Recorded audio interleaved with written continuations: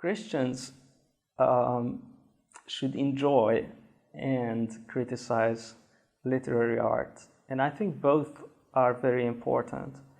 We should enjoy it because God created the world so that we would enjoy it with thanksgiving. And He gave man the task to name pieces of reality, and so that when we name it, we get to know it even better. And when we do that and enjoy it, God will get the glory. But we live in a fallen world where things in the world are messed up, our desires are messed up. And every piece of literature is a production of a sinful man. Now, a sinful man can notice things in the world and call our attention to it, and by doing that, we can praise the Lord for that.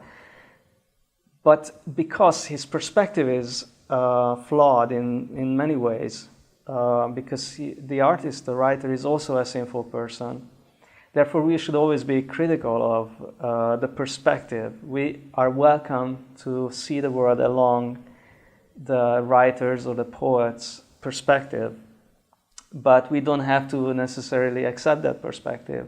It's a part of our empathy, our respect for the other human being. It's part of listening to a communication. And it can be enriching. It can be very, very significant and fruitful, and we can learn a lot from that. But as in any other communication of someone's view of the world, the same is true of literature, that we should not uncritically adopt the perspective of that other person. So I'd like to use the metaphor of enjoying art is a form of hospitality.